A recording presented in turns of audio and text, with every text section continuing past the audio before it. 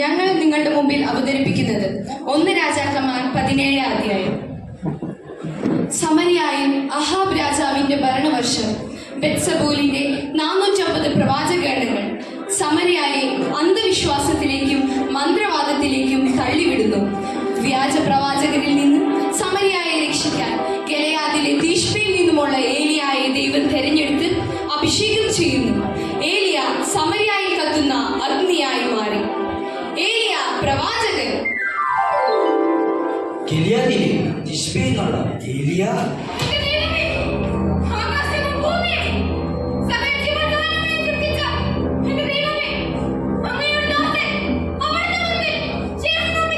അന്ധവിശ്വാസത്തിൽ തിമിരം ബാധിച്ച സകലരെ സത്യത്തിന്റെ സാക്ഷി നൽകുവാൻ ഇതാ ഞാൻ എന്നെ അഭിഷേകം ചെയ്യുന്നു.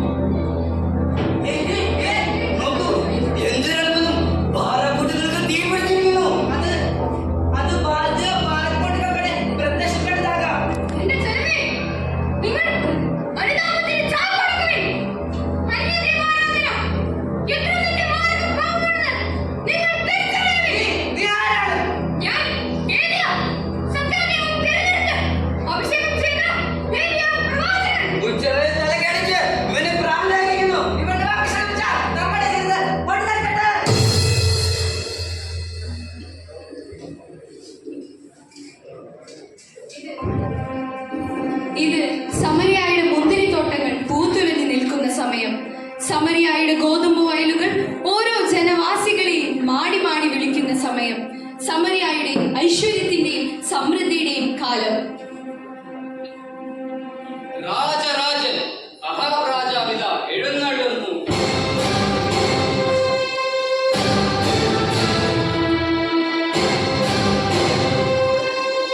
സമരിയായുടെ അധികാരി സർവശക്തൻ അഹാബ് രാജാവിന് ദീർഘായുസ്സും സർവമഹത്വവും നേരുന്നു. വാൽദേവന്റെ അനുഗ്രഹം കൊണ്ട് കഴിഞ്ഞ ഒരു വർഷക്കാലം നമുക്ക് സമൃദ്ധിയുടെയും ഐശ്വര്യത്തിന്റെയും കാലമായിരുന്നു.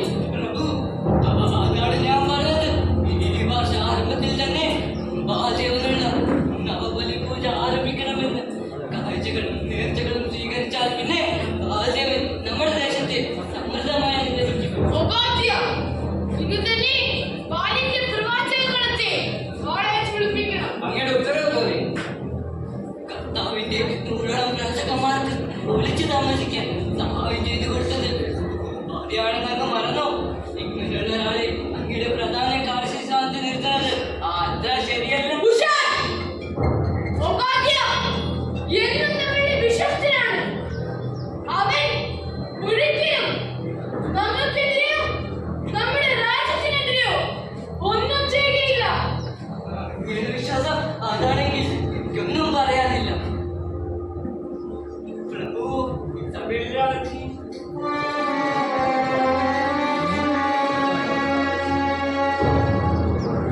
ഉഷായ് മലമുകളിൽ അഗ്നിക്ക് നടുവിൽ പ്രത്യക്ഷപ്പെട്ട വ്യാജ പ്രവാചകനെ കുറിച്ച് പ്രഭു ഒന്നും അറിഞ്ഞില്ല എന്ന് തോന്നുന്നു.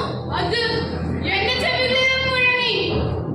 ആ കാര്യത്തിലൂടെ ഒരു തീരുമാനം നിർദ്ദേശിക്കാൻ വേണ്ടിയാണ് ബാലിന്റെ പ്രവാചകഗണത്തെ നാം വാളയച്ച് വിളിപ്പിക്കുന്നത്.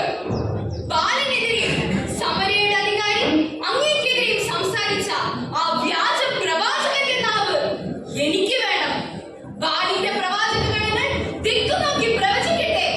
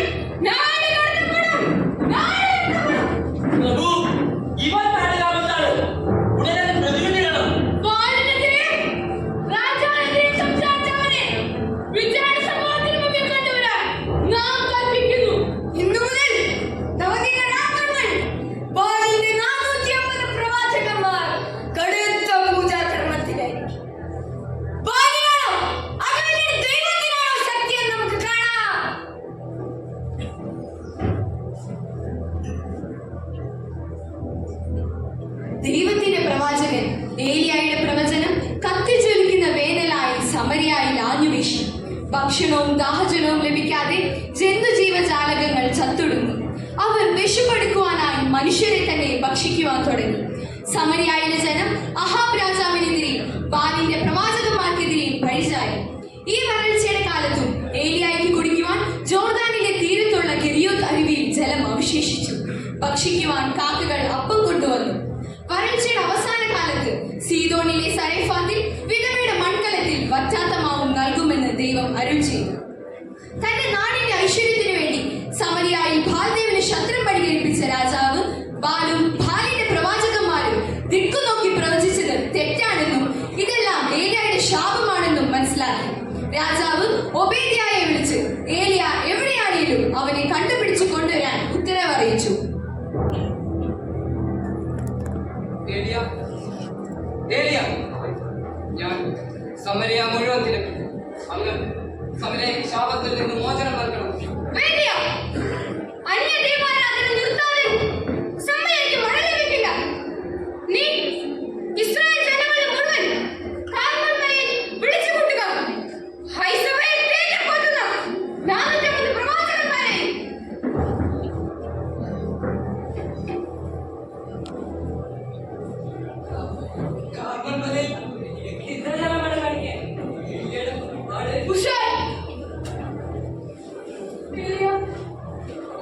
അങ്ങയുടെ ശാപമാണ് സഭയിലേക്ക് ഈ അവസ്ഥ. ഇനി സഭയെ രക്ഷിക്കാൻ ഞാൻ എന്ത് ചെയ്യണം?